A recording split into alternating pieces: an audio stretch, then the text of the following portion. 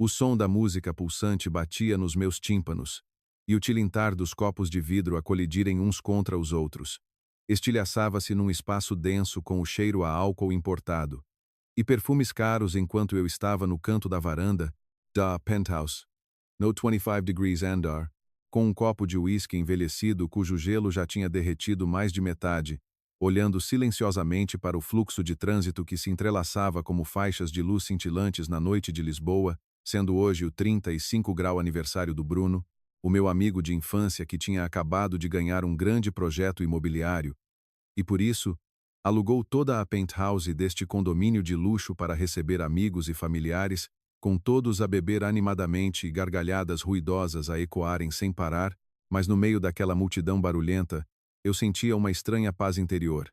Uma paz de um homem confiante de que tinha nas mãos tudo o que era mais gratificante, pois aos 36 anos, sendo diretor de design de uma empresa de arquitetura, o meu rendimento era suficiente para a minha mulher e filha terem uma vida sem preocupações, e a minha mulher, a Clara, era a peça mais perfeita que o destino me tinha dado, sendo ela professora de português do 2º ciclo, com uma figura esbelta e uma voz sempre suave e quente, sendo aos olhos dos amigos o padrão da mulher de família, raramente se vestindo de forma vistosa e com um guarda-roupa que girava em torno de vestidos de tons pastel discretos e elegantes, e em mais de 5 anos de vida em comum, a Clara nunca tinha levantado a voz para mim, cuidando de mim e da pequena Inês, a nossa filha de 4 anos, em cada refeição e sono, e hoje a Clara não veio comigo porque de manhã, antes de eu sair de casa, enquanto ela alisava a minha camisa, disse-me suavemente que à noite a escola teria uma reunião de conselho extraordinária,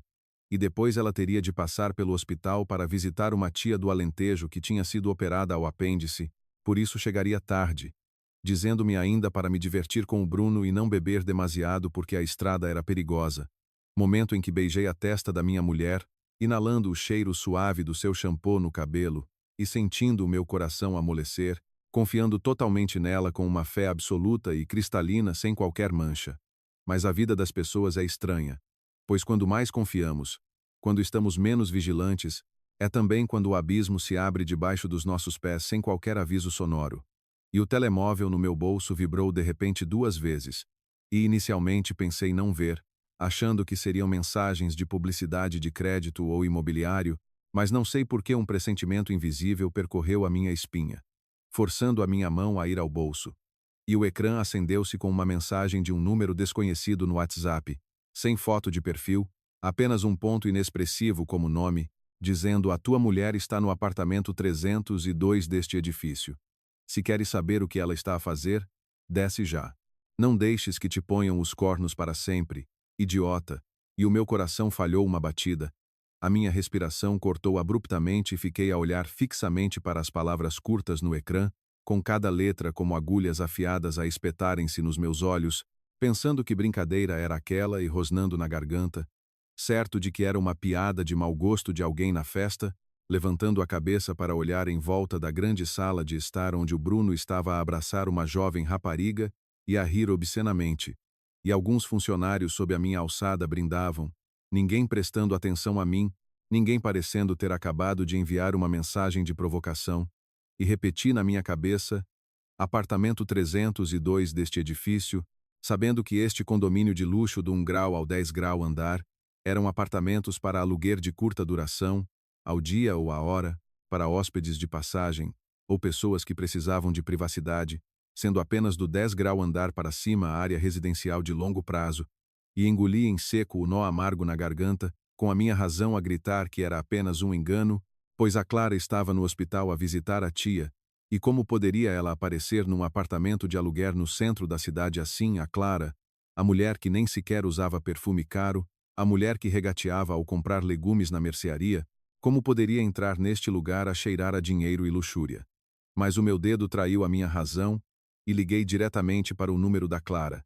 E após um toque, 2 toques, a voz da operadora soou a dizer que o número não estava disponível, como um balde de água gelada sobre a minha cabeça.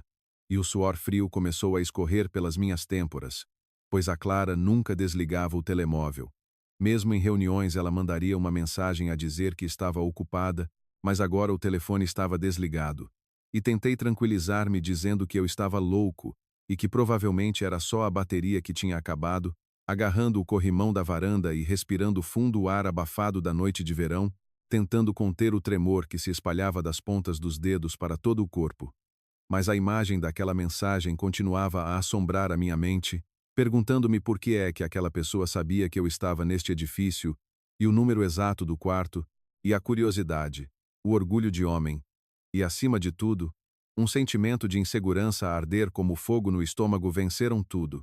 Por isso pousei o copo com força na mesa, e sem me despedir de ninguém, saí da penthouse, com o corredor do 25 grau andar deserto, e a luz amarela a bater no chão de mármore polido a refletir o meu rosto pálido, e chamei o elevador, com cada segundo de espera a parecer um século, e quando o elevador chegou e a porta se abriu, entrei, e carreguei no botão número 3, com o painel eletrônico, a contar os números de forma decrescente, 20, 15, 10, 5, e o espaço estreito da cabine estava tão silencioso que eu podia ouvir claramente o meu coração a bater com tanta força, que o peito parecia querer explodir, entrelaçando as mãos e estalando os dedos para tentar manter-me lúcido, murmurando para mim mesmo que se não fosse nada eu voltaria para casa para abraçar a minha mulher e dormir, que não havia problema, e o elevador parou no terceiro andar, e a porta abriu-se, e ao contrário do barulho luxuoso do 25 grau andar, o terceiro andar estava imerso num silêncio sombrio, com um tapete grosso vermelho escuro sob os pés que parecia absorver todo o ruído, e as paredes forradas com papel de parede texturizado, e a luz amarela fraca a vir de candeeiros de parede de estilo antigo, com o corredor longo e sem ninguém, e o ar ali era denso com o frio do ar-condicionado misturado com um cheiro a incenso barato que causava náuseas, e arrastei os pés, que pareciam pesar toneladas de chumbo, com cada passo a afundar no tapete vermelho a fazer o meu estômago apertar, passando pelos números de latão nas portas, 308, 307, 306, com a testa coberta de suor apesar da temperatura baixa, até que finalmente parei no quarto localizado no canto mais escondido do corredor, onde na porta de carvalho maciço a placa de latão brilhante batia diretamente nos meus olhos, 302, e fiquei pregado ao chão diante da porta, com a distância a ser apenas um braço, mas parecendo tão distante como a distância entre a vida e a morte, levantando a mão para bater, e depois recuando, pensando que se lá dentro estivesse um casal qualquer eu faria um escândalo e passaria vergonha, mas e se a mensagem fosse verdadeira? E justamente quando eu estava a lutar intensamente comigo mesmo, um som muito fraco passou pela fenda debaixo da porta e chegou aos meus ouvidos, pois a porta não estava totalmente fechada, deixando uma fresta estreita de menos de 2 centímetros, por onde um raio de luz amarela saía, e prendi a respiração, encostando o ouvido à fenda, ouvindo vozes, a voz de um homem rouca como quem fuma muito, e uma voz feminina. E o meu coração parou completamente, o sangue no meu corpo pareceu congelar, pois aquela voz feminina, mesmo abafada, mesmo tentando baixar o tom, mesmo que se transformasse em cinzas eu reconheceria, era a voz da Clara, a voz da minha mulher, a voz que todas as noites cantava para adormecer a nossa filha, a voz que docemente me chamava de amor todas as manhãs. Mas agora aquele tom não era suave como de costume. Tinha um timbre estranho, meio provocante e meio manhoso, com um pouco de resignação, dizendo prometeste, depois disto não me dificultas mais a vida, pois não. E a voz da Clara soou clara. E o homem riu de forma grosseira e obscena, dizendo, faz o teu trabalho bem, dinheiro não falta. Mas hoje estás com um visual ótimo, diferente daquela postura de professora velha do dia a dia, e a minha cabeça explodiu. O céu diante dos meus olhos desabou completamente, sentindo como se alguém tivesse acabado de bater com uma marreta na minha nuca, paralisando todos os sentidos, perguntando-me que negócio era aquele, que dinheiro era aquele, por que é que a minha mulher, a mulher que eu tratava como uma rainha, estava ali num quarto de hotel barato, a negociar e a dizer palavras provocantes a um homem estranho, e não consegui pensar em mais nada, com toda a razão e calma de um homem adulto a desaparecerem. E rangi os dentes até sangrar o lábio, usando a força para empurrar a porta com violência, e a porta de madeira pesada bateu na parede, criando um estrondo que rasgou o silêncio do corredor, e a cena diante dos meus olhos foi como uma faca envenenada espetada no meio do meu peito, aprofundando-se até eu quase sufocar, pois no meio do quarto, desarrumado com garrafas de vinho vazias e roupas atiradas para o sofá, estava uma grande cama king size, com a luz difusa de um lustre de cristal a iluminar a Clara, a minha mulher, que estava meio ajoelhada, meio sentada no colchão, mas não era a Clara que eu conhecia, pois ela não usava a roupa de trabalho nem o vestido floral discreto, estando agora com um vestido de seda vermelho escuro transparente, com um decote profundo até ao peito e curto, revelando as pernas nuas e pálidas, com o cabelo preto longo habitualmente apanhado agora solto em caracóis grandes, os lábios pintados de vermelho vivo e os olhos com maquilhagem carregada, e à volta do sítio onde ela estava ajoelhada, estavam espalhadas dezenas de notas de 50 euros, caindo sobre o lençol branco imaculado, e sentado na poltrona em frente à cama estava um homem corpulento na casa dos 50 anos, com a barriga a esticar a camisa de seda aberta, segurando um charuto meio fumado na mão, com os olhos turvos e gananciosos colados às curvas do corpo da minha mulher, e ambos saltaram de susto, virando-se quando a porta se abriu, com o charuto na mão do homem a cair no tapete.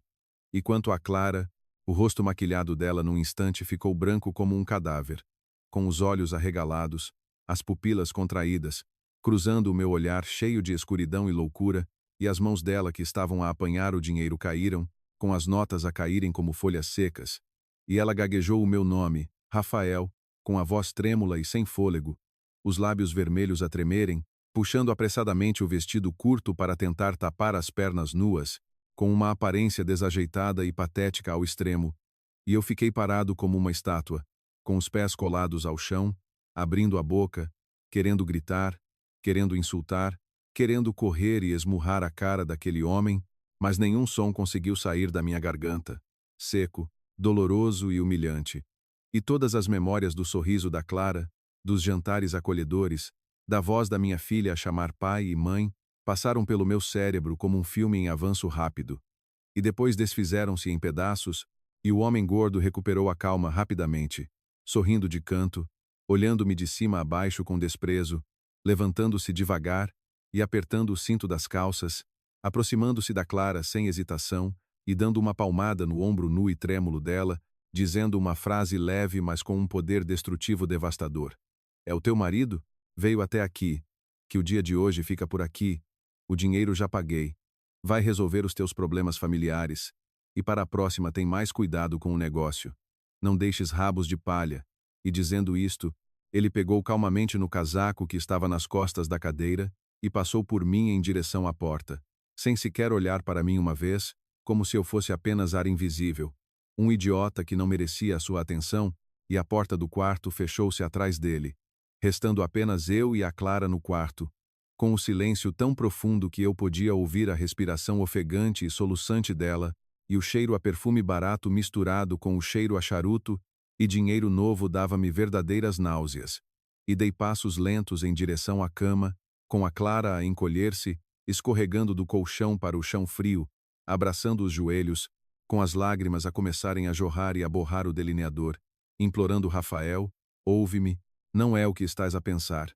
Com a voz dela a desfazer-se em soluços no quarto, e eu baixei-me para apanhar uma nota de 50 euros que estava na beira do colchão, segurando a nota fina na mão, olhando para a mulher à minha frente, a mulher a quem dediquei toda a minha juventude a amar e a trabalhar arduamente para proteger, e um sorriso amargo e doloroso até ao sangue saiu do canto dos meus lábios, dizendo, não é o que eu penso, e rosnei cada palavra, com a voz estranha e rouca como se viesse do inferno, dizendo, então diz-me, o que raio estás a fazer aqui, com este aspecto de prostituta e este monte de dinheiro sujo?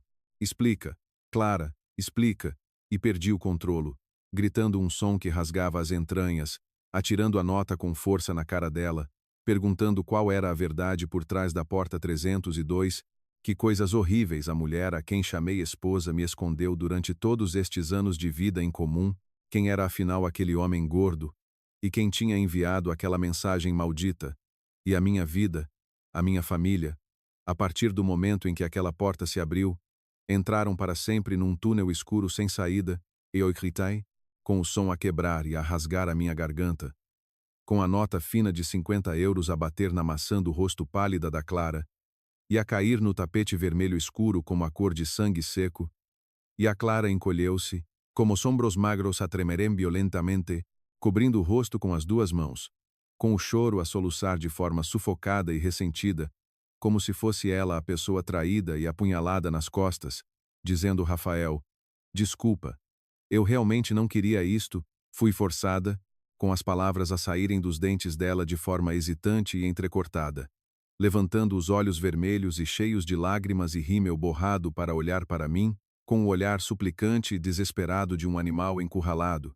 E eu ri, um riso agudo, vazio e selvagem, a ecoar no quarto cheio de cheiro à luxúria, dando um passo em frente e agarrando o pulso da Clara, puxando-a com força para se levantar, com a força da minha mão a apertar inconscientemente até aparecerem marcas vermelhas na pele branca dela, dizendo: forçada e vestes-te assim?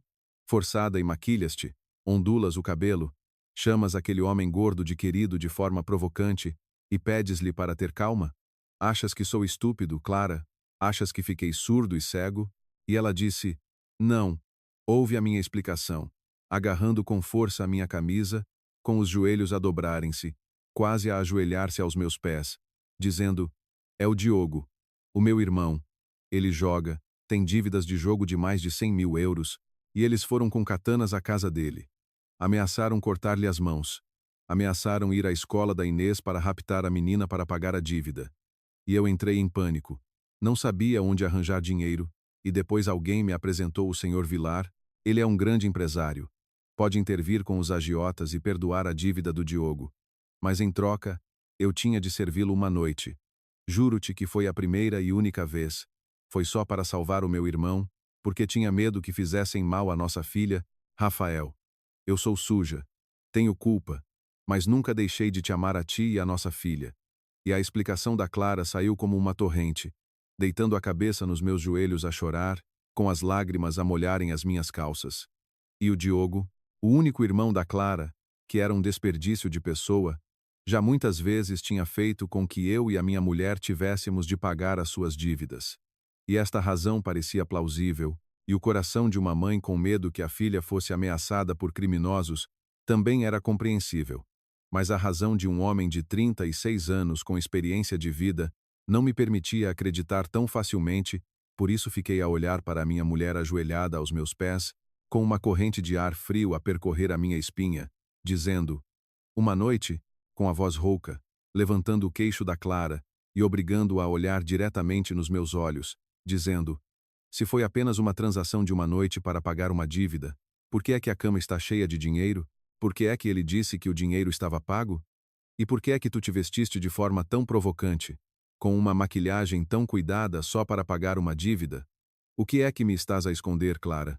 E a Clara ficou sem palavras, com os olhos a moverem-se loucamente, evitando o meu olhar afiado como uma lâmina, e os lábios vermelhos mexeram-se para dizer algo, mas pararam. E foi essa hesitação, essa evasão que me deu uma bofetada, confirmando que o que ela tinha acabado de dizer era apenas metade da verdade. Ou pior, uma peça de teatro montada à pressa, e afastei a mão dela, com uma sensação de nojo a subir até a garganta, dizendo: veste-te, e vamos para casa. Não faças uma cena aqui para que toda a gente goze ainda mais. Virando as costas, e saindo em direção à porta, sem olhar para trás, pois o ar naquele quarto sufocava-me, e eu só queria sair, queria encher os pulmões com o ar movimentado da rua, para saber que ainda estava vivo, e não preso num pesadelo. A viagem de táxi do hotel para casa foi a mais longa e silenciosa da minha vida, com o céu de Lisboa a desabar de repente numa chuva de verão, e as gotas de chuva grandes batiam no para-brisas, desfocando as luzes amarelas da rua, com a Clara encolhida no banco do passageiro, usando o meu casaco largo para tapar o vestido ridículo, chorando baixinho durante todo o caminho, com o som do choro a chiar na garganta de forma patética e estranha, e eu agarrei o volante com força, com os nós dos dedos brancos, olhando fixamente para a frente, sem dizer uma palavra, com o meu coração vazio. E todas as imagens de uma família feliz, de uma esposa virtuosa, tinham-se estilhaçado oficialmente sob as rodas que corriam na chuva. E quando chegamos à casa já passava das 11 da noite, com o nosso apartamento imerso na escuridão silenciosa, e a empregada já dormia no quarto pequeno, e eu abri sorrateiramente a porta do quarto da Inês, vendo a menina a dormir profundamente, com as bochechas rosadas, abraçada ao urso de peluche que a mãe tinha remendado no dia anterior, e ao olhar para minha filha, o meu coração parecia estar a ser apertado por alguém, e baixei-me para beijar a testa dela, com uma lágrima quente e dolorosa a rolar pela minha cara e a cair na almofada dela, perguntando a mim mesmo o que fazer agora, pois a nossa família, o mundo pacífico dela, estava prestes a desabar. E fui para a sala, onde a Clara estava sentada encolhida no sofá, com o meu casaco ainda sobre os ombros. E eu disse: dorme no sofá esta noite. Amanhã preciso de uma explicação completa sem mentiras, senão o pedido de divórcio estará na mesa, atirando a frase fria e seca, e indo direto para o quarto principal e trancando a porta, passando a noite toda acordado, fumando meio maço de tabaco, com o fumo denso a encher o quarto frio, e a minha cabeça repetia a imagem da Clara no quarto 302, havendo demasiadas falhas na história dela, perguntando por que é que era naquele condomínio de luxo, por que é que alguém sabia o número exato do quarto para me mandar mensagem, e se seria o Bruno por trás disto, mas não, ele estava ocupado na festa, e não tinha razão para destruir a minha família. E quando o dia amanheceu, a chuva tinha parado, dando lugar ao canto dos pássaros na varanda, e eu abri a porta do quarto, e a Clara não estava no sofá, estando na cozinha a aquecer a canja para a Inês, e ao ver a figura magra e familiar dela com o avental florido, senti uma onda de amargura, pensando que se na noite anterior não tivesse recebido aquela mensagem, talvez agora estivesse a abraçar, lá por trás, a cheirar o pequeno almoço e a acreditar que era o homem mais feliz do mundo, e virei-me bruscamente, entrando na casa de banho para lavar a cara, tentando afastar a fraqueza maldita que estava a surgir, e no lavatório, a mala de pele preta que a Clara usava diariamente para a escola estava ali abandonada. Talvez devido ao pânico da noite anterior ela a tivesse deixado ali, e um pensamento surgiu na minha cabeça, e tranquei a porta da casa de banho, com as mãos a tremerem ao abrir o fecho da mala da minha mulher. E lá dentro estavam os objetos habituais: carteira, batom, chaves, canetas vermelhas para corrigir testes, e eu vasculhei cada pequeno compartimento, e a minha mão parou ao tocar num objeto de metal frio escondido no fundo do compartimento com fecho. E puxei-o para fora, sendo uma chave de segurança, um tipo de chave magnética combinada com dentes muito moderna, e no corpo da chave estava gravado o logótipo de um grande banco internacional com um código B12405. E a Clara, sendo professora com um salário baixo, com as despesas da casa pagas principalmente por mim, onde é que ela arranjou dinheiro? Onde é que arranjou bens tão valiosos ao ponto de ter de alugar um cofre de segurança num banco internacional com taxas de manutenção anuais de centenas de euros? E a dívida do Diogo, salvar o irmão? As mentiras da Clara foram mais uma vez expostas, e a verdade não parava no quarto de hotel da noite anterior.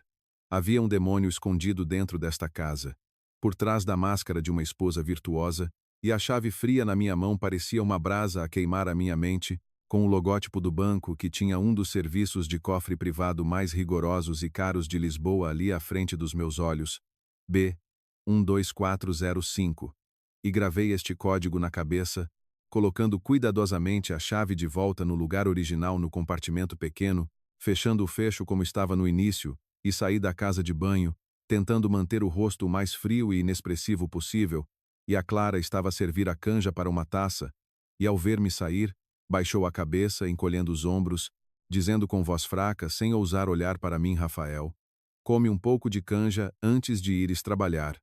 E eu respondi: não é preciso. Hoje vou meter baixa, trata da menina para ir para a escola, e vai trabalhar normalmente. Logo à noite falamos claramente, respondendo secamente e indo direto para a varanda acender um cigarro, e através do vidro vi a Clara suspirar como se tivesse tirado um peso de cima, e ela arrumou tudo apressadamente, mudou de roupa, acordou a Inês e saiu de casa com a menina, e assim que a porta principal se fechou, atirei o cigarro e corri para o quarto de vestir, pois tinha de ir àquele banco, tinha de saber que diabo a Clara estava a esconder naquele cofre, e o banco ficava numa grande avenida no centro de Lisboa, não muito longe da minha empresa, e entrei na área VIP, pedindo para falar com o gerente usando um pouco de jeito, e mostrando a certidão de casamento que tinha na carteira, juntamente com a desculpa de que a minha mulher tinha sofrido um acidente e estava no hospital, e que ela me tinha pedido para vir buscar alguns documentos importantes ao cofre, e o gerente do banco, embora hesitante, depois de verificar o sistema, acenou com a cabeça, dizendo: Senhor Rafael, a dona Clara é de facto cliente de aluguer de cofre na nossa agência, cofre número B 12405. No entanto, o nosso regulamento é muito rigoroso, tem de ter a chave original e saber o código de 4 dígitos para abrir, e além disso, como está autorizado verbalmente, ainda temos de ter supervisão, e eu fiquei pálido, com o código de 4 dígitos, e a chave que eu não tinha trazido com medo de alertar a Clara, e agora ainda o código, e pedi licença para sair e fazer uma chamada, fingindo que ia ligar a minha mulher para perguntar o código, e no átrio, o meu cérebro trabalhava a toda a velocidade, perguntando qual seria o código de 4 dígitos da Clara, a data de nascimento dela, a minha, a da Inês, o dia do casamento, o aniversário de namoro, e calculei mentalmente todas as sequências de números familiares. Pois a Clara era uma pessoa muito tradicional e nunca punha palavras passe complicadas, e a palavra passe do telemóvel dela era a data de nascimento da Inês, 1508. E a do cartão multibanco também. E decidi arriscar, e inventei a desculpa de precisar de fazer um cartão adicional, falando com o funcionário do balcão para ligarem para a Clara para confirmar, e como previsto, a Clara estava a dar aulas e não podia atender. E aproveitando uma brecha no processo de um conhecido que trabalhava no banco a quem eu tinha ligado a pedir ajuda, pedi permissão para descer à área dos cofres para experimentar a chave, pois na verdade queria confirmar a localização do cofre e a forma de abrir, e não se podia entrar na sala de segurança sem a chave física, e saí do banco desanimado, com o plano de arrombar o cofre falhado, coçando a cabeça e andando pelo passeio cheio de sol, com todas as pistas a parecerem um beco sem saída, pois se eu fosse para casa obrigar a Clara a dar a chave, ela de certeza que inventaria outra história para encobrir, ou pior, desfazer-se-ia das coisas antes que eu pudesse ver, e entrei num café de rua, pedindo um café duplo sem açúcar, com um sabor amargo a descer pela garganta e a acordar-me um pouco. E enquanto estava sentado a pensar, o meu telemóvel tocou de repente, e era o Diogo, o irmão da Clara, dizendo: cunhado, como estão tu e a mana? Há muito tempo que não vos vejo, com a voz do Diogo a soar alta do outro lado, misturada com barulho de máquinas, e eu fiquei paralisado, pois o Diogo, o cunhado que na noite anterior a Clara tinha dito a chorar que estava a ser perseguido por agiotas que queriam matá-lo, a voz dele soava despreocupada e relaxada, nada parecida com a de alguém a ser perseguido, e eu perguntei: Diogo, estou bem, e tu como está o trabalho? Tens tido dificuldades? Os agiotas ainda te incomodam? Tentando conter o batimento cardíaco acelerado, e o Diogo perguntou surpreendido: que agiotas, cunhado? De que estás a falar? Eu deixei o jogo há quase 2 anos, desde que vocês me ajudaram a pagar a dívida da última vez. Juro pela minha saúde. Agora sou chefe de equipa numa carpintaria no Porto. Ganho 1.500 euros certos por mês. Estou quase a casar, que agiotas nesta altura. Ah, e a mana Clara no mês passado ainda me enviou 8.000 euros, a dizer que eram poupanças dela para eu ter capital para comprar um terreno aqui embaixo. Ela é mesmo boa. Se não fossem vocês, a minha vida estava estragada há muito tempo, e foi como se um raio tivesse rasgado o céu limpo na minha mente. E os meus ouvidos zumbiram. O telemóvel quase caiu da minha mão. 8.000 euros que a Clara enviou ao irmão no mês passado, e eu perguntei de novo com a voz trêmula: sim? Ela não te disse? Bolas. Deve ser o dinheiro que ela escondia de ti. Não rales com ela. Ela fez isso porque gosta de mim. E eu já não ouvi o que o Diogo disse, desligando a chamada, com a minha mão a tremer violentamente e o suor frio a molhar as costas da minha camisa. Pois a Clara mentiu. Mentiu de forma descarada, metódica e sem pestanejar. Não havia dívida nenhuma a agiotas. Não havia ameaça nenhuma a Inês, e o sacrifício nobre pela família que ela encenou na noite anterior era apenas uma máscara horrível para encobrir a podridão interior. E se não era para pagar dívidas, então por que é que ela fazia aquele trabalho sujo, e os 8.000 euros enviados ao Diogo eram apenas trocos, e a enorme quantia de dinheiro que ela ganhava com aquelas transações corporais estava naquele cofre B 12405. Não estava. E a raiva explodiu como um vulcão, queimando o último resto de afeto conjugal que sobrava. E eu não podia esperar mais nem um segundo, apanhando um táxi e correndo diretamente para casa, e revirei o quarto todo, o roupeiro, as prateleiras de livros, debaixo da cama, procurando loucamente como um animal ferido, procurando a chave, pois tinha de obter aquela chave antes que a Clara chegasse. Mas a chave na mala tinha desaparecido. Ela tinha-a levado. E sentei-me no meio da roupa desarrumada, a respirar ofegantemente, e nesse momento, os meus olhos bateram numa caixa de madeira antiga em cima do armário, que era a caixa onde guardávamos as recordações antigas dos dois, bilhetes de cinema da primeira vez, cartas escritas à mão, anéis de prata baratos comprados no tempo da universidade, e eu nunca mexia naquilo, mas a intuição disse-me algo, e levantei-me para pegar na caixa. E dentro da caixa ainda estavam as recordações antigas. Mas quando levantei o forro de veludo do fundo, um compartimento secreto revelou-se, e lá dentro não estava a chave, mas sim um pequeno caderno preto e um iPhone antigo, do tipo que a Clara tinha dito que tinha perdido no ano passado, e a minha mão tremeu ao pegar no telemóvel, que estava sem bateria, e liguei-o à carga, demorando 5 minutos que pareceram um século, e o ecrã da maçã acendeu-se, com o ecrã de bloqueio a pedir o código, e eu introduzi 1508, a data de nascimento da Inês. Errado. Introduzi a data de nascimento da Clara. Errado. Introduzi a minha data de nascimento. Errado. E só restava uma última oportunidade antes de o telemóvel bloquear. E fechei os olhos, pensando no formulário de registro do cofre no banco, código de 4 dígitos, e lembrei-me do dia em que nos conhecemos, um dia de chuva em novembro, não, o dia em que ela aceitou namorar comigo, dia 12 de abril, e mordi o lábio com força, carregando em cada número 1204. E clique, o ecrã desbloqueou com sucesso, e suspirei de alívio, mas imediatamente apareceu diante dos meus olhos uma aplicação de mensagens Telegram, com o ícone a piscar indicando dezenas de mensagens não lidas, e eu cliquei na aplicação a tremer, sem foto de perfil, apenas nomes guardados com códigos estranhos como cliente 1Q2, chefe P, Dona Fernanda, e cliquei num grupo de chat chamado Rosa Negra.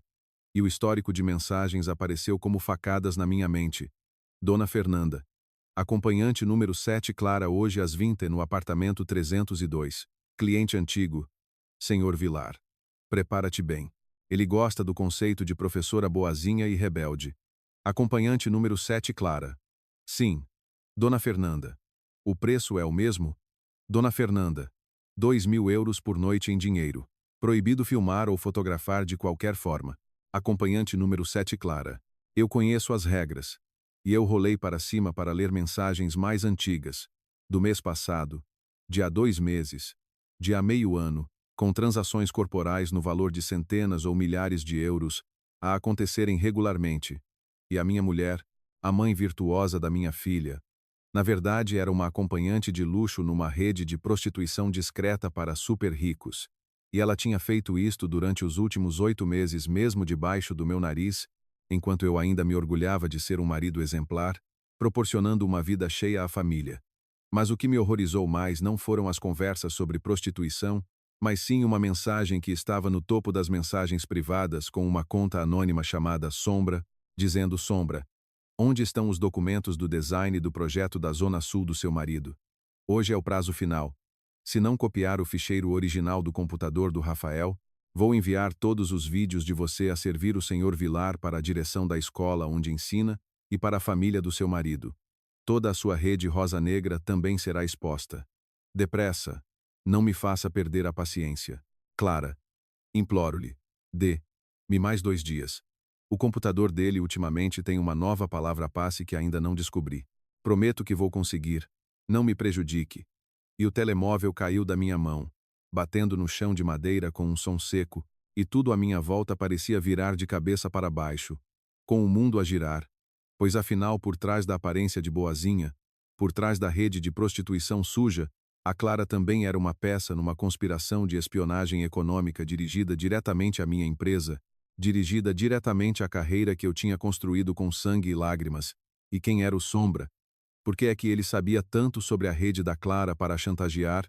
Por que é que ele visava o design secreto da minha empresa? E eu corri para a secretária, ligando rapidamente o portátil pessoal e olhando para o histórico de acessos, descobri que alguém tinha ligado uma pen USB ao meu computador às 2 da manhã do dia anterior, quando eu estava a dormir profundamente, e o inimigo não estava longe. O inimigo estava a dormir na mesma cama que eu todas as noites. Mas quem era o marionetista por trás disto? Quem foi que me enviou a mensagem a expor a Clara na festa de aniversário na noite anterior?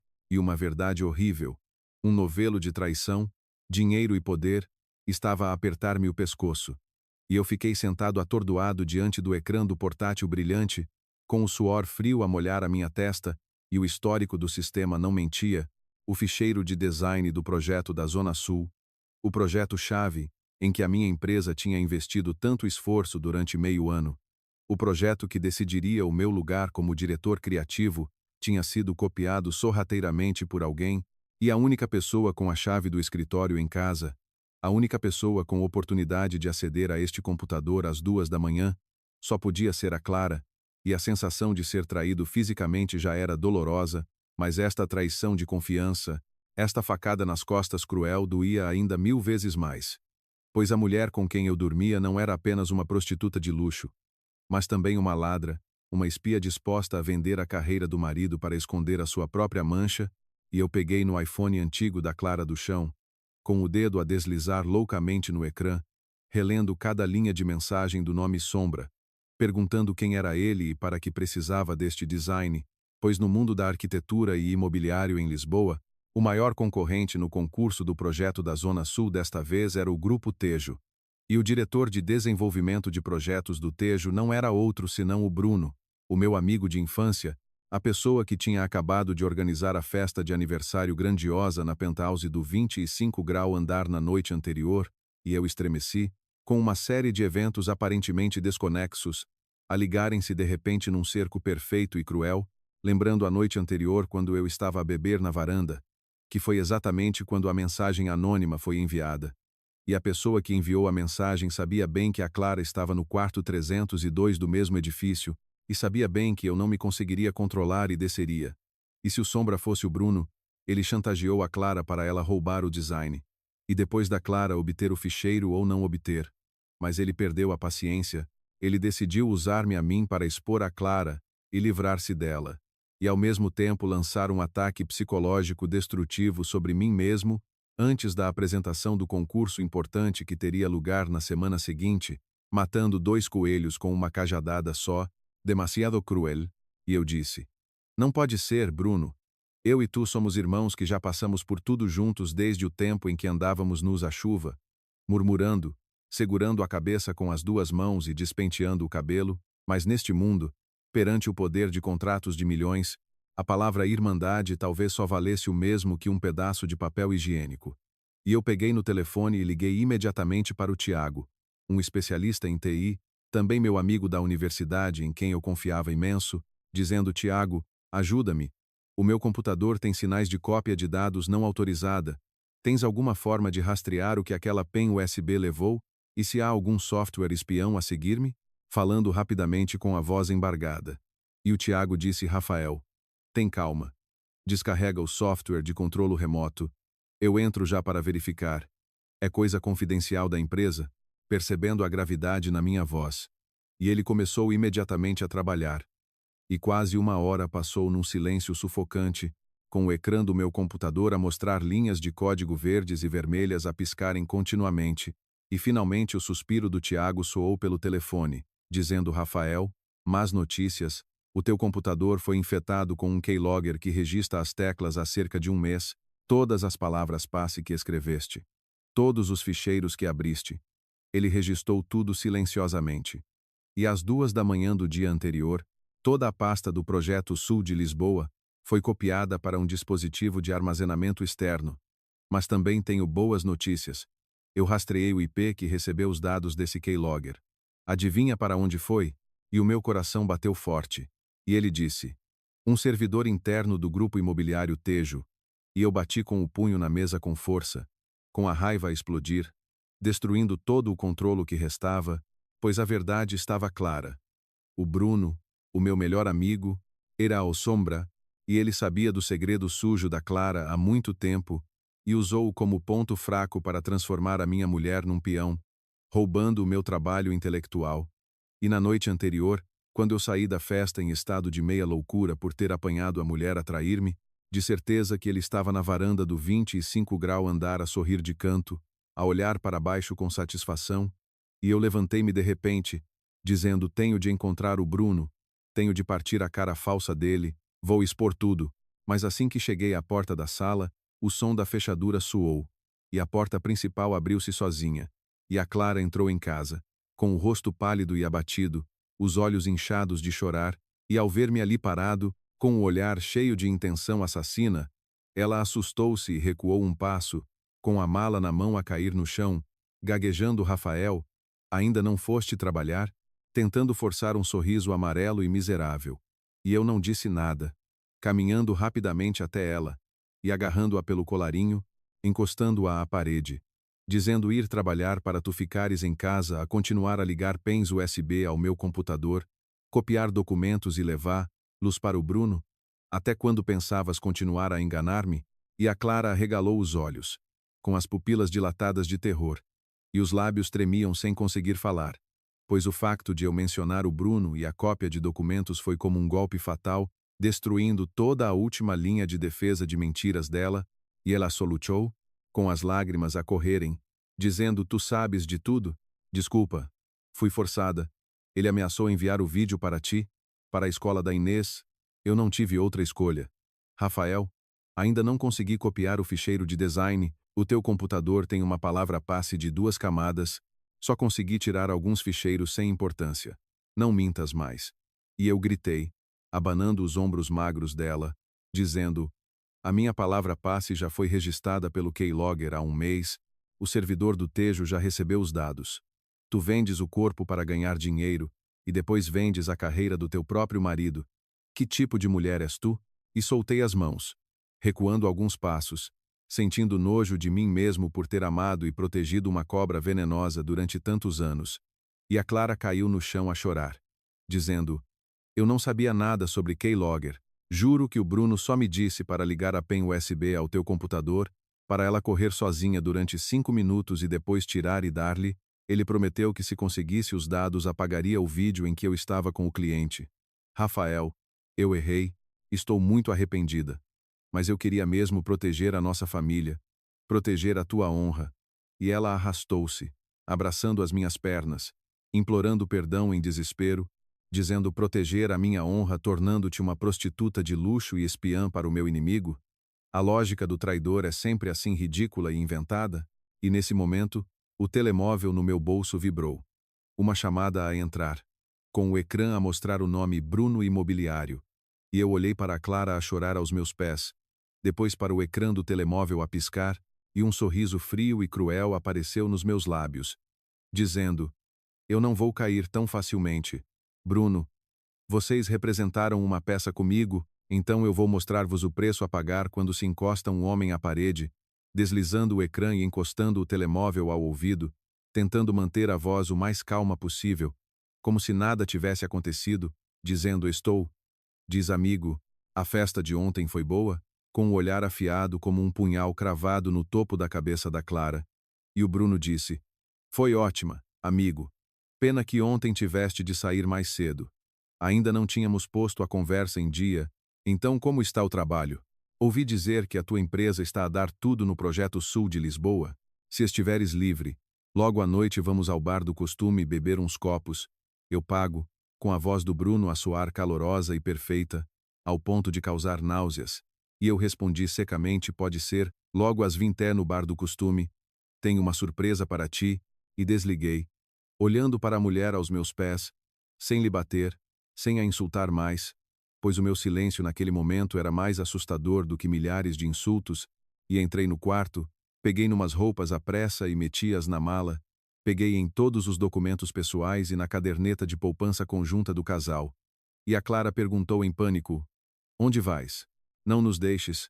A Inês não pode ficar sem pai, agarrando a minha mala. E eu afastei a mão dela com força, dizendo: não uses a filha como escudo para a tua sujidade, A partir de agora, eu e tu não temos mais nada para falar. Amanhã o pedido de divórcio será enviado. E quanto ao teu assunto com o Bruno, eu próprio vou resolver.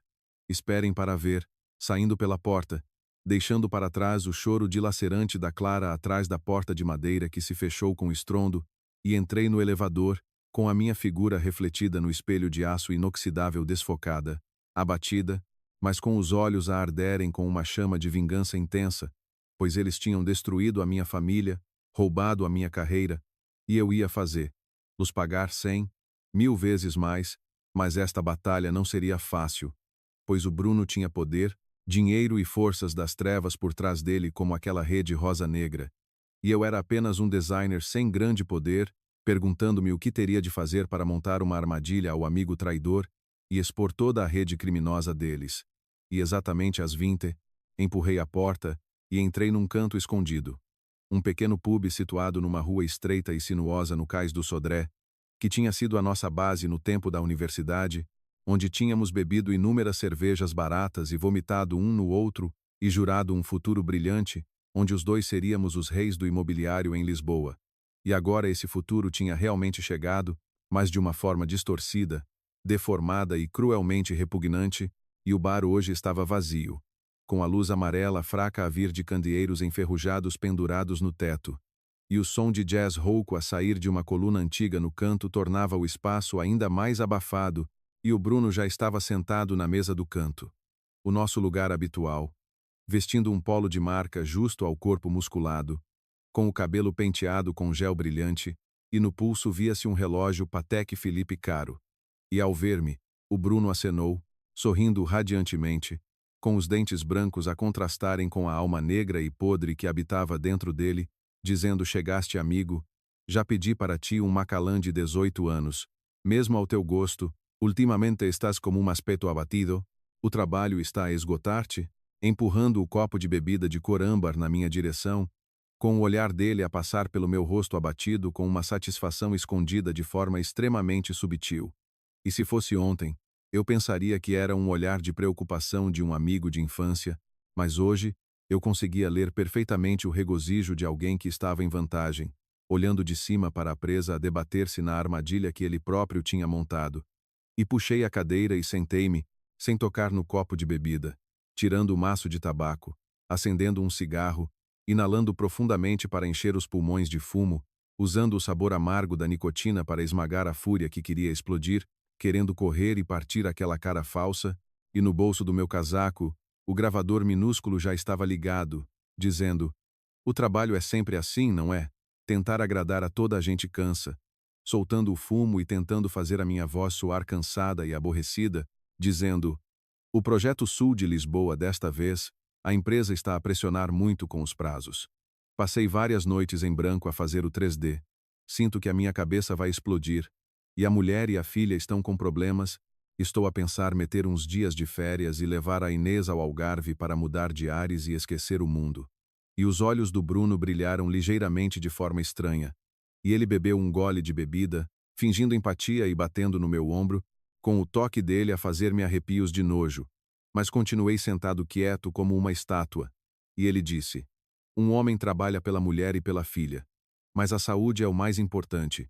E a tua mulher, a Clara, ultimamente continua a ser boazinha e a cuidar da família.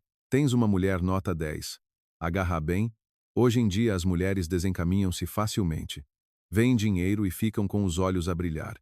Quem sabe o que fazem nas nossas costas, e cada palavra que o Bruno dizia era como facadas intencionais na minha ferida a sangrar, pois ele estava a fazer jogo psicológico.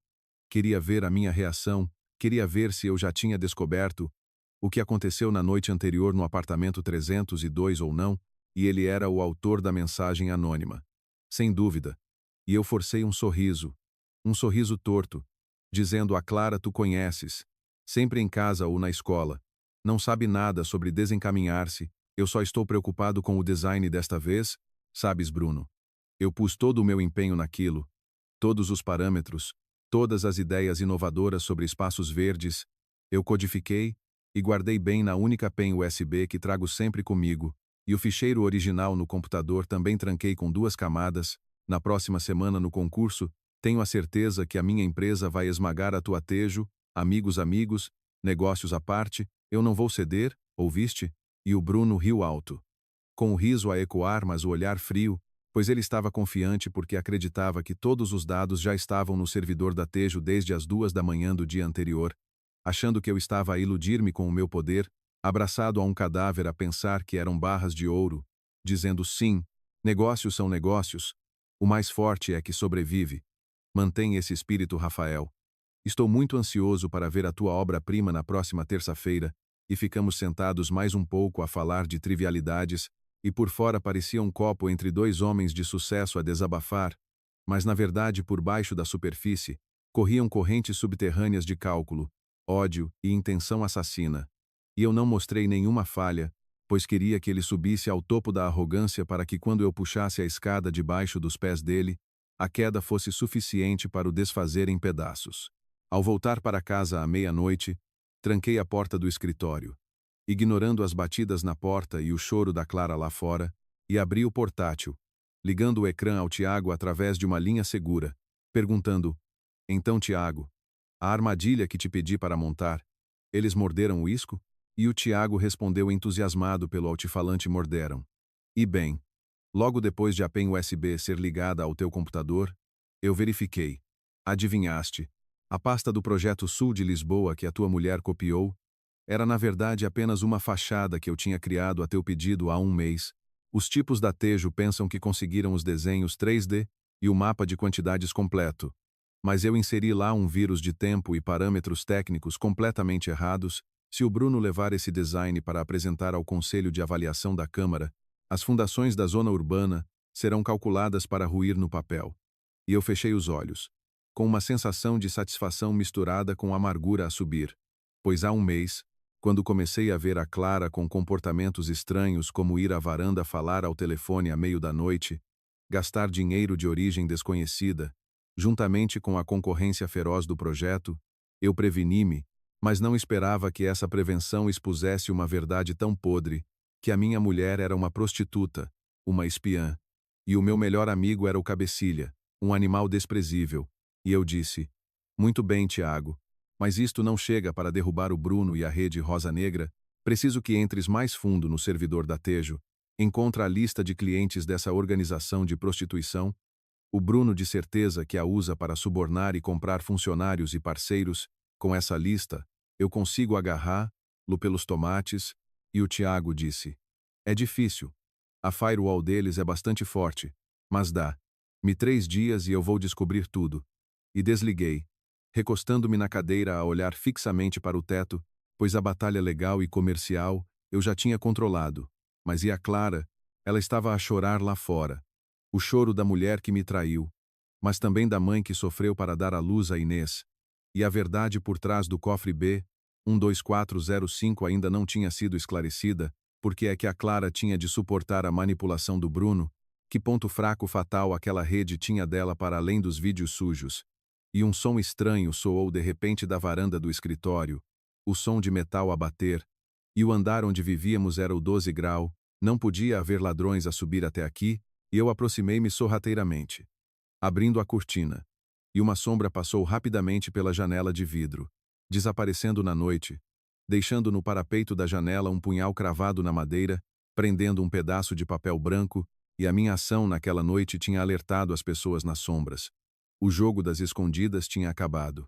Agora era a altura dos predadores se revelarem, e o papel preso debaixo do punhal tremia no vento da noite, como um gozo selvagem, e eu arranquei o punhal da madeira, segurando o papel sob a luz amarela da varanda, e as letras maiúsculas em tinta vermelha bateram nos meus olhos, trazendo um arrepio de morte, dizendo para antes que seja tarde demais, se continuares a mandar pessoas vasculhar o sistema da Tejo, a primeira a morrer será a tua filha. E eu fiquei paralisado, com o papel amachucado na mão, e o sangue no meu corpo ferveu, mas as mãos e os pés ficaram frios, pois eles estavam a vigiar-me, e a tentativa do Tiago de entrar no servidor do Grupo Tejo tinha sido detetada pela equipa de segurança informática do Bruno, e em vez de usarem a lei ou medidas tecnológicas para contra-atacar, eles escolheram o método dos criminosos, ameaçar a vida de uma criança, a Inês, o meu pequeno anjo, O último limite, e também a fraqueza da minha vida, tinha sido posta na mira deles, e eu corri para a sala, onde a Clara estava deitada encolhida no tapete, a tremer de frio, com os olhos inchados fechados num sono agitado, e o som dos meus passos pesados acordou-a. E ela recuou assustada ao ver-me com o punhal e o papel amachucado na mão. E eu gritei: levanta-te, atirando o punhal para a mesa de vidro com um som estridente, dizendo: olha, olha o que as pessoas que tu serves, as pessoas a quem tu obedeces cegamente para me trair, olha o que eles estão a planear fazer à tua filha. E a Clara pegou no papel a tremer, e apenas ao passar os olhos pela letra vermelha, o rosto dela deformou-se de terror. E ela gritou de forma histérica, agarrando o peito, a respirar ofegantemente como se estivesse a afogar-se, dizendo: não, não, como é que eles sabem? Por que é que eles visam a Inês? Murmurando, com as lágrimas a voltarem a cair como chuva, dizendo Rafael: imploro-te, não faças mais nada. Eles não são pessoas. O senhor Vilar, o Bruno, a dona Fernanda, eles são demônios. Tu não consegues lutar contra eles. Eles vão matar a menina. E eu disse: cala-te, agarrando o ombro da Clara e levantando-a, com os meus olhos a raiarem de sangue, dizendo: não consigo lutar, então tenho de me ajoelhar e oferecer a mulher, a filha e a carreira para eles pisarem? Ouve bem, Clara, eu não sou um cobarde. Eu vou revirar este formigueiro de fogo.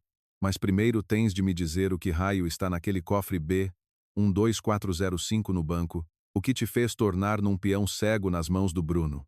Diz, senão amanhã pego na Inês, e vou para muito longe e tu nunca mais verás a cara da menina.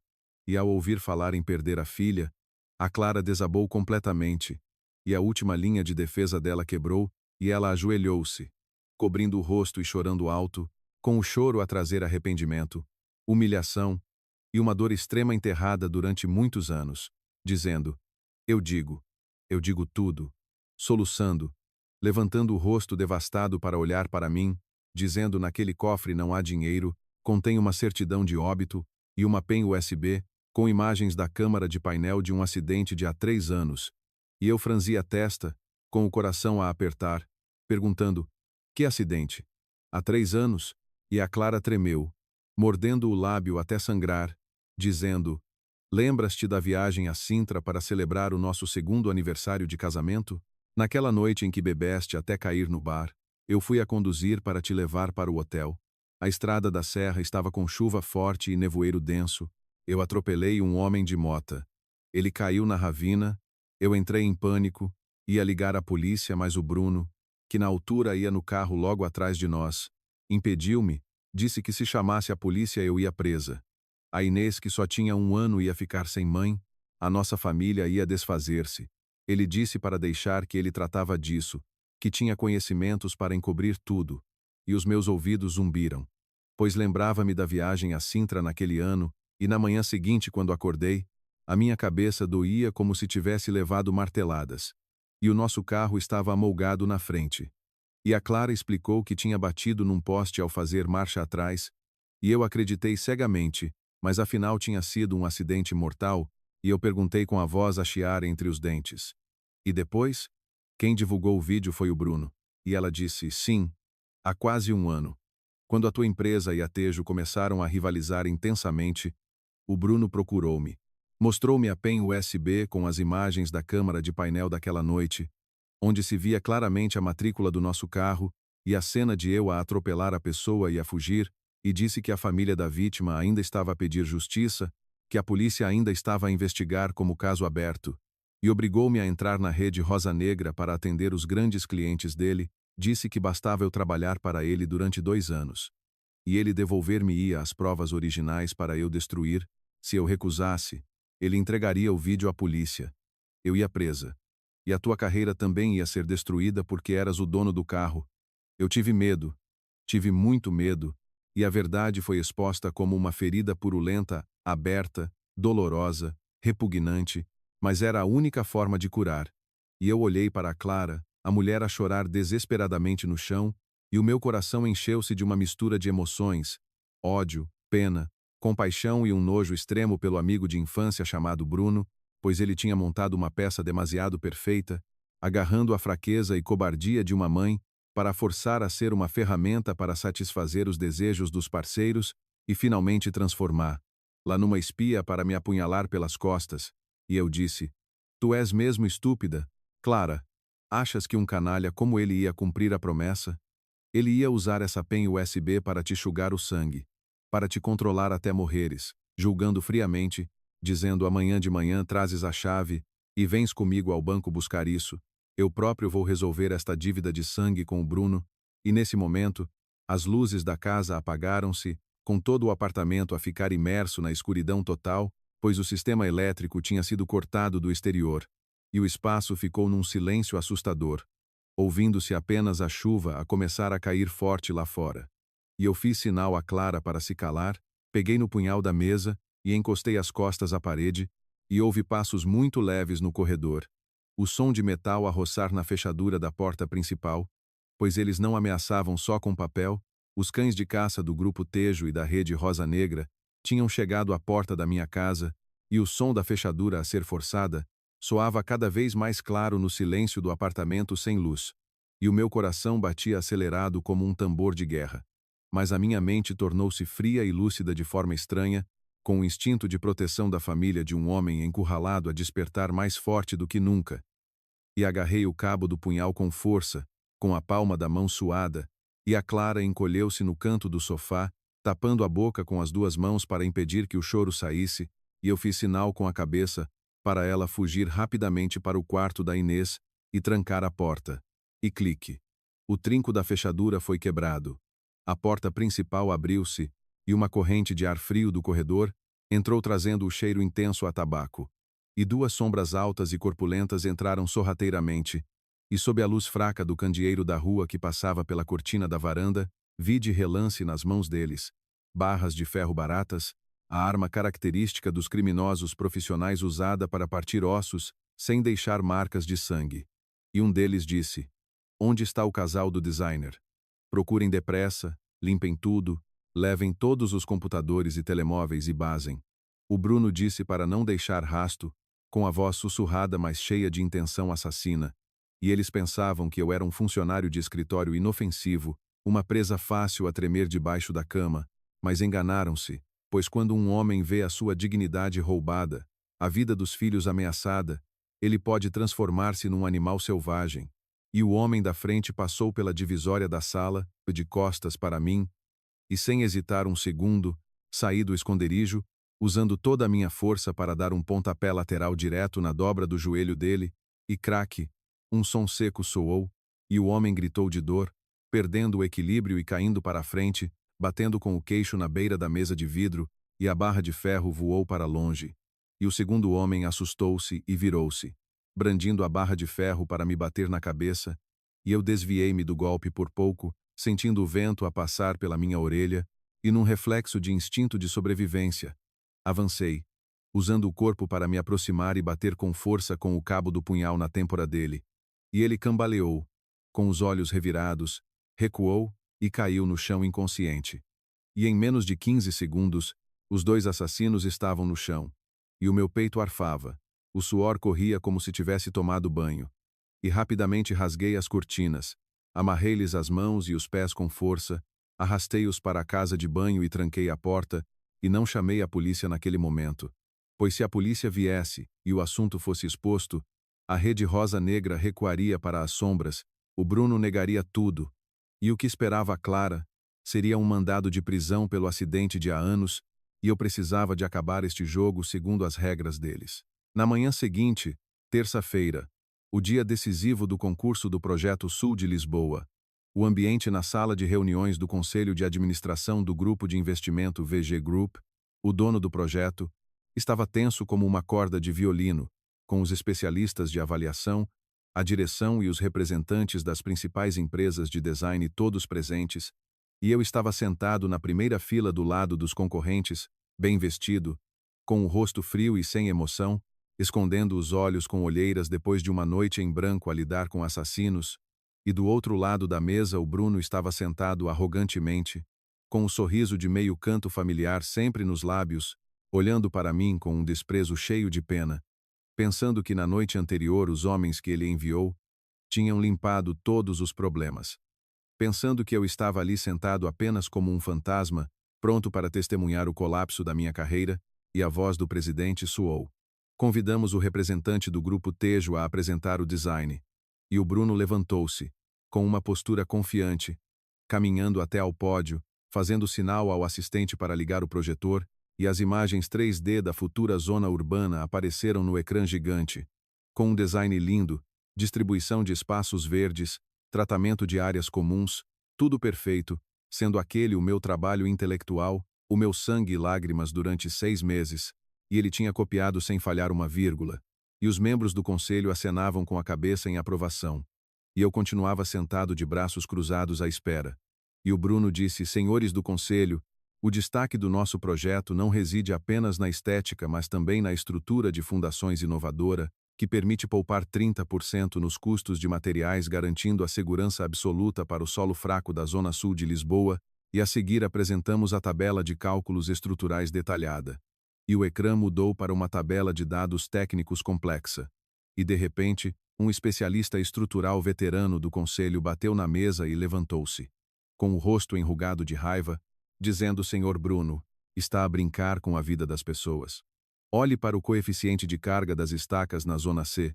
Com este coeficiente, basta construir até ao 5º andar, e todo o edifício afundará e ruirá imediatamente. Que software usaram para calcular estes dados loucos e mortais? Isto é um design lixo, com uma falta de profissionalismo grave.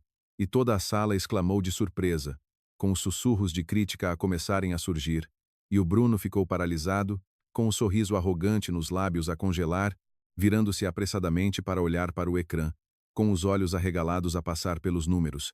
E o rosto dele ficou pálido como uma folha de papel, pois aqueles dados estavam completamente errados, sendo aqueles os números mortais que o Tiago tinha inserido na pasta isco no meu computador, e o Bruno, por ser demasiado arrogante, demasiado confiante no resultado do roubo, nem sequer tinha pedido à sua equipa de engenheiros para verificar uma última vez, e ele virou-se bruscamente, olhando para mim com um olhar fulminante, com o fogo do ódio a arder, e eu levantei-me devagar, ajeitando o casaco, olhando diretamente nos olhos do Bruno, sorrindo de forma educada, mas fria até aos ossos, dizendo em voz alta: senhores do conselho, o grupo Tejo talvez tenha cometido um erro grave na utilização de dados. A seguir, a nossa empresa pede permissão para apresentar o design oficial com os cálculos de fundações certificados pelo Instituto Nacional de Engenharia, e a apresentação naquele dia terminou com a derrota humilhante da Tejo, com o Bruno a ser levado pelos seguranças para fora da sala de reuniões no meio de uma vergonha total, e a minha empresa ganhou naturalmente o contrato de milhões, mas quando saí para o parque de estacionamento, o meu telemóvel vibrou, com uma mensagem de imagem de um número desconhecido. E na foto a Inês estava a dormir no banco de trás de um carro estranho, e ao lado dela estava uma mão cheia de tatuagens, a segurar uma seringa com um líquido turvo, acompanhada pela mensagem: muito bem, Rafael. Mas esqueceste-te que eu ainda tenho uma carta na manga.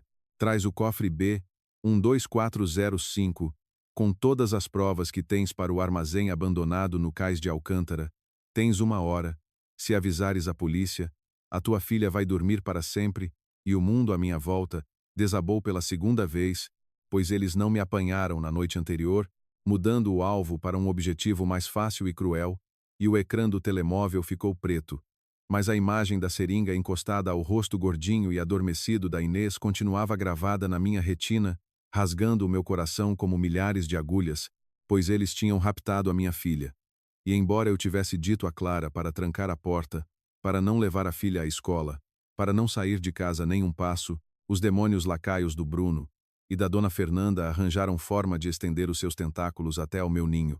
E liguei para a Clara, com a mão a tremer tanto que deixei cair o telemóvel no chão de cimento do parque, e foram precisas 3 chamadas para o outro lado atender, com o som da Clara a gritar e a chorar loucamente a bater nos meus tímpanos, dizendo: Rafael, a Inês foi raptada.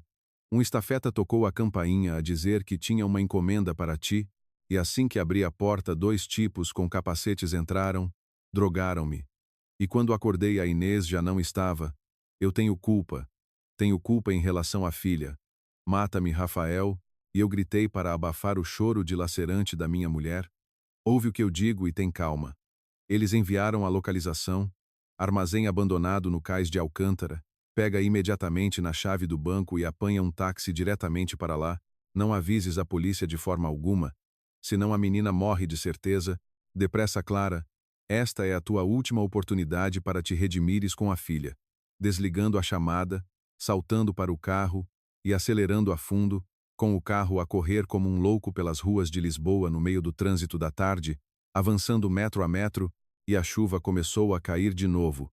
Uma chuva de tarde intensa e cinzenta como o cenário sombrio que esperava a minha família à frente, e liguei para o Tiago a pedir-lhe para enviar todos os dados de cópia de segurança da lista de clientes da rede Rosa Negra, e as gravações de chantagem que eu tinha gravado secretamente na noite anterior para um servidor na nuvem, configuração de envio automático para todas as redações de grandes jornais, e para a caixa de correio da Polícia Judiciária, se dentro de 2 horas eu não introduzisse a palavra passe para cancelar a ordem, pois tinha de ter um amuleto para negociar com a morte, e o armazém abandonado no cais de Alcântara apareceu desfocado atrás da cortina de chuva, um local que outrora fora uma fábrica de moagem de cereais, e agora era apenas um monte de ferro enferrujado e sucata, cheirando intensamente a mofo e podridão, e eu pontapeei a porta de chapa amassada e entrei, com o espaço amplo e escuro, havendo apenas alguns raios de luz fracos a passar pelos buracos no telhado, e ouvi palmas. Bravo diretor criativo, com o som das palmas a ecoar nas paredes de chapa de forma assustadora. E da escuridão, o Bruno saiu, já não com o ar de empresário de sucesso, estando sem camisa, com um casaco de pele fino, segurando uma pistola preta na mão, e atrás dele estava a dona Fernanda.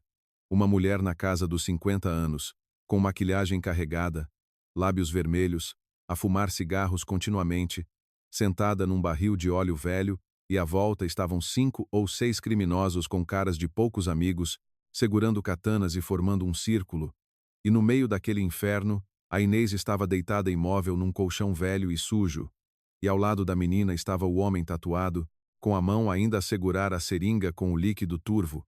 E eu gritei: Bruno, solta a minha filha, o ódio entre mim e ti não deve envolver crianças. Dando um passo em frente, e imediatamente 2 criminosos avançaram, brandindo barras de ferro e batendo com força nas minhas pernas, fazendo-me cair de joelhos no chão de cimento frio.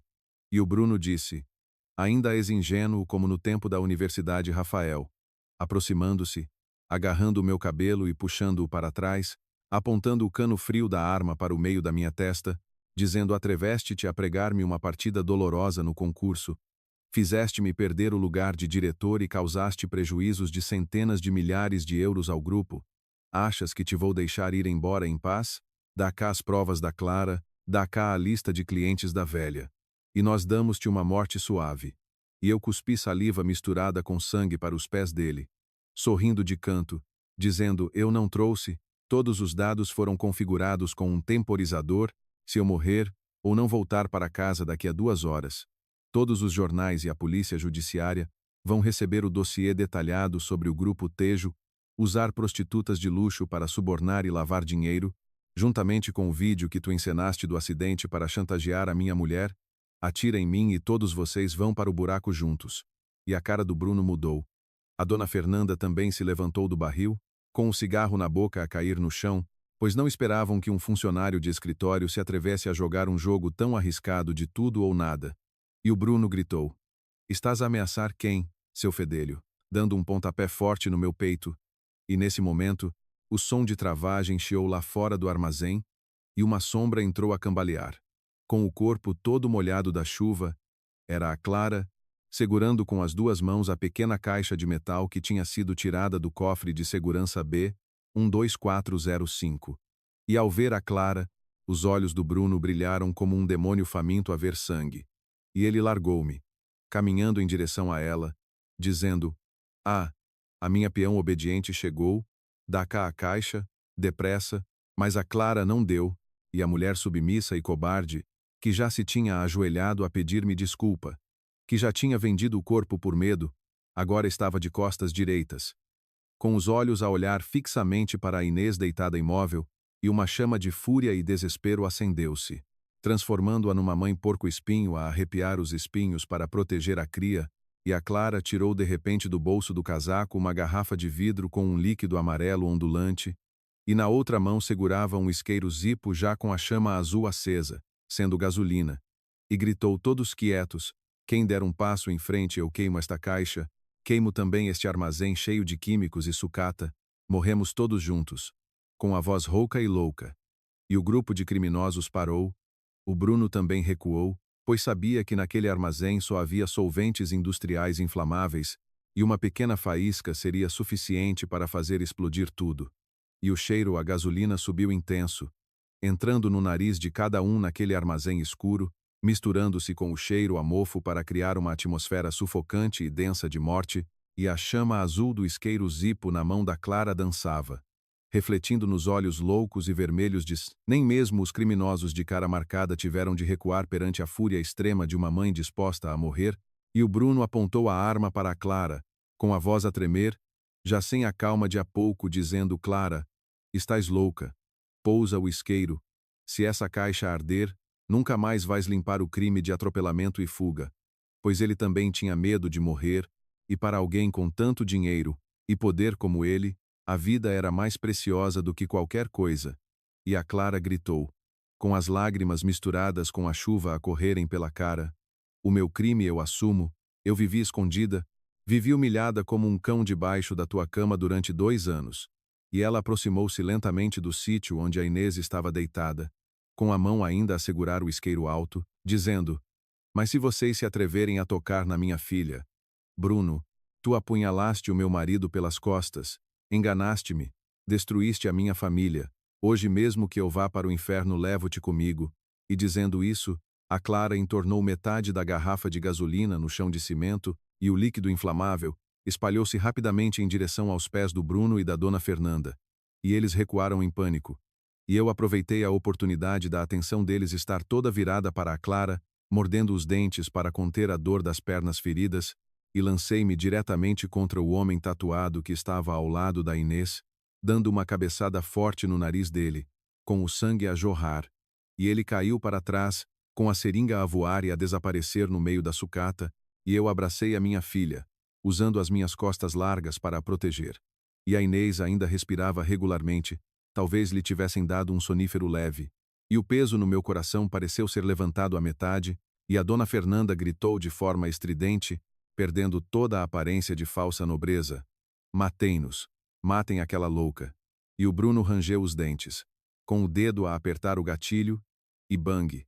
O som do tiro ecoou, e um grito de dor soou, mas a bala não acertou na Clara, acertou diretamente no ombro do Bruno, e a arma voou da mão dele. E dos buracos no telhado de chapa, das portas laterais trancadas, sons estrondosos soaram, e a porta do armazém foi derrubada por carros blindados especiais, e dezenas de agentes da polícia judiciária, equipados com coletes à prova de bala e metralhadoras, entraram como um furacão, com as lanternas a iluminarem todos os cantos, e o som do megafone potente soou: aqui é a polícia, larguem as armas. Mãos na cabeça, quem resistir será abatido. E os criminosos, ao verem a polícia armada, ficaram sem alma, largando as katanas e barras de ferro no chão, ajoelhando-se obedientemente com as mãos na cabeça. E o Bruno caiu, segurando o ombro ensanguentado com uma mão, com o rosto cinzento e enrugado de dor e desespero. E a dona Fernanda também foi algemada por 2 agentes e pressionada contra o chão de cimento molhado. E eu abracei a Inês com força, com as lágrimas de um homem a correrem sem controlo. E o Tiago, o meu amigo de TI, saiu de trás do chefe da polícia, pois afinal, quando eu pedi para configurar o envio automático de dados, o Tiago pressentiu o perigo de vida para a minha família e ele arriscou ir além das suas competências, reportando imediatamente todas as provas recolhidas diretamente à equipa de investigação da Polícia Judiciária. E a força que já estava a seguir esta rede rosa-negra há muito tempo, mas ainda não tinha provas concretas para atuar, e o facto de eu ir a este armazém tornou-se involuntariamente o ponto-chave para eles apanharem toda a organização criminosa. E tudo tinha acabado. O mal paga-se. A justiça tarda, mas não falha, e eu levantei a Inês e olhei à procura da Clara, que estava ajoelhada no meio do armazém, com o isqueiro caído ao lado, e a caixa de metal B, 12405 estava aberta. contendo a pen USB com as provas do acidente, e a polícia estava a aproximar-se dela para fazer os procedimentos de detenção, pois apesar de ser vítima de chantagem, a Clara ainda estava envolvida na rede de prostituição e no crime de causar um acidente de viação e fugir no passado, e a punição da lei era inevitável, e eu aproximei-me da Clara, e ela já não chorava, com o olhar vazio mas estranhamente calmo, levantando os olhos para mim e depois para Inês a dormir nos braços do pai, estendendo a mão suja, querendo fazer uma festa na cara da filha, mas depois recuando, como se tivesse medo que a sua sujidade sujasse o pequeno anjo, sussurrando leva a filha para casa, faz-lhe uma canja com carne picada, ela gosta de cebolinho mas lembra-te de cortar muito fininho, tentando forçar um sorriso desfeito, dizendo, eu vou pagar a minha dívida. Dívida à lei, dívida à consciência, e dívida a ti por uma família inteira. Nesta vida eu errei. Não tenho o direito de ser tua mulher, de ser mãe da Inês. Esquece-me. E eu olhei para a mulher que tinha partilhado comigo os anos de juventude, e o ódio de ontem tinha sido substituído por uma dor profunda e amarga. Ela errou, um erro imperdoável, uma mancha que não se podia limpar. Mas no fundo, toda a estupidez, toda a traição, incluindo o facto de estar disposta a queimar-se viva há pouco, vinham de um amor cego e do instinto de proteger a família contra demônios em pele de gente como o Bruno, e eu engoli as lágrimas, dizendo cada palavra. Eu vou esperar que pagues a dívida à lei, não para recomeçar. Nós já não podemos voltar atrás. Mas a Inês ainda precisa de uma mãe. Reabilita-te bem, quando saíres da porta da prisão com uma vida limpa, a menina chamar-te, a mãe mais uma vez. E as algemas fecharam-se nos pulsos da Clara, e ela virou a cara, seguindo a polícia para o carro celular, com os ombros a tremerem com soluços, e a chuva lá fora continuava a cair, lavando a sujidade de uma noite horrível, mas não conseguindo lavar as cicatrizes na alma dos que ficaram. E a verdade tinha sido exposta, a luz tinha brilhado, mas por trás da porta da minha família agora só restava o vazio. 6 meses depois, Lisboa entrou nos primeiros dias secos de outono, com o sol dourado e brilhante a passar por entre as folhas, lançando raios de luz quentes na varanda do nosso apartamento, e tudo parecia ter voltado à normalidade, uma normalidade silenciosa que doía no coração, com o Bruno e a dona Fernanda a serem condenados a penas adequadas pelos crimes de organização de rede de prostituição de luxo, chantagem, ofensa à integridade física e fraude comercial, e o grupo Tejo envolvido no escândalo de lavagem de dinheiro e suborno, viu as ações caírem a pique, com os projetos suspensos, declarando oficialmente falência. Pois quem semeia ventos colhe tempestades, e o preço que o Bruno teve de pagar nos dias a apodrecer atrás das grades frias talvez fosse mais doloroso do que a morte, e quanto a Clara, graças à confissão sincera e cooperação para desmantelar a rede, juntamente com o facto de a família da vítima do acidente de viação do passado ter concordado em receber uma indemnização e ter escrito uma carta a pedir clemência, eu vendi a casa na terra para pagar todos os danos a eles, e ela recebeu uma pena de 3 anos de prisão efetiva, e eu e a Clara divorciamo-nos oficialmente, com o pedido a ser resolvido pelo tribunal à revelia de forma rápida, sem disputa de bens, sem luta pela guarda da filha, e eu fiquei com a Inês, e a Clara partiu de mãos a abanar, levando consigo a sentença da consciência, que talvez a acompanhasse até ao fim da vida. E hoje era fim de semana, e eu estava na cozinha a cortar cebolinho muito fino para fazer canja com carne picada para a Inês, e ao olhar para a taça de canja a fumegar, o meu nariz começou a picar, pois os pequenos hábitos do passado, as coisas que eu tomava como garantidas quando tinha uma esposa virtuosa a cuidar da casa, agora tornavam-se pedaços de memória afiados, que de vez em quando me espetavam no coração, e a Inês saiu do quarto a coxear a abraçar o urso de peluche, esfregando os olhos grandes e redondos, dizendo, papá, a canja já está pronta? Tenho fome. E a menina tinha esquecido a memória daquela tarde de rapto horrível, pois as crianças têm sempre o privilégio maravilhoso de esquecer facilmente a dor. E eu sorri, pegando na menina ao colo e sentando-a na cadeira, soprando cuidadosamente cada colher de canja para dar à filha, dizendo, já está pronta, minha princesa. E a Inês tirou do bolso um papel desenhado e dobrado, dizendo, papá, hoje à tarde podemos ir visitar a mamã Clara? A professora disse que amanhã é o dia da mãe, Eu fiz este desenho para dar à mãe, com o desenho a giz de cera a mostrar 3 pessoas de mãos dadas, debaixo de uma casa com telhado vermelho. E eu olhei para o desenho com a garganta apertada, pois durante os últimos 6 meses, todos os meses eu levava a Inês à prisão para visitar a Clara uma vez, e eu já não odiava a Clara, pois o ódio era apenas um veneno que roía a alma dos vivos, e eu escolhi perdoar não por alguma nobreza grandiosa, mas porque queria que a minha filha crescesse no amor, sem ter de carregar o fardo do ódio da geração anterior, e a Clara tinha errado ao escolher a mentira para resolver os problemas, tinha usado as piores escolhas para proteger o que ela chamava de família, e o preço a pagar foi a destruição, foram os dias a perder a liberdade, e à tarde, através do vidro grosso da sala de visitas da prisão, a Clara apareceu com o uniforme de prisioneira às riscas, com o cabelo cortado curto, o rosto sem maquilhagem, simples e pálido, mas os olhos tinham reencontrado a paz que tinham, sem a ansiedade e pânico escondidos como nos dias em que era a acompanhante número 7 a viver nas sombras, e a Inês encostou a mão ao vidro, mostrando alegremente o desenho, e a Clara olhou para a filha, com as lágrimas a correrem lentamente pelas faces, e os lábios dela mexeram-se com palavras de amor que não saíram. E eu peguei no telefone interno, olhando para a Clara, e dizendo suavemente: "Estás a reabilitar-te bem? Em casa nós os dois estamos bem. No próximo mês é o aniversário da Inês. Vou trazer a menina para te visitar durante mais tempo." E a Clara acenou com a cabeça, limpando rapidamente as lágrimas, dizendo: "Obrigada. Obrigada por não me tirares o direito de ser mãe. Eu aqui dentro tenho muitas saudades tuas e da filha.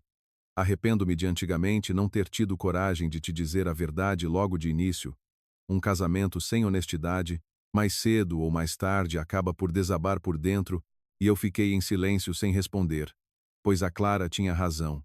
Os segredos atrás da porta da família não eram coisas que se pudessem esconder para sempre, pois quando se escolhe mentir para proteger uma relação, coloca-se com as próprias mãos uma bomba relógio sob as fundações da casa feliz. E não haveria um Bruno, não haveria uma força demoníaca capaz de destruir a minha família, se a Clara tivesse confiado em mim, partilhado comigo o fardo do acidente daquele ano em vez de entrar sozinha pelo caminho da lama suja, pois o casamento não precisa de sacrifícios cegos ou grandezas sangrentas, só precisa de sinceridade, coragem para enfrentar e dar as mãos para atravessar as tempestades, e infelizmente nós aprendemos esta lição quando a porta da família já se tinha fechado para sempre, e eu e a Inês saímos da prisão quando o sol da tarde já se estendia pelas estradas de terra vermelha, e eu peguei na menina ao colo. E a Inês riu, apontando para o sol a pôr-se vermelho no horizonte.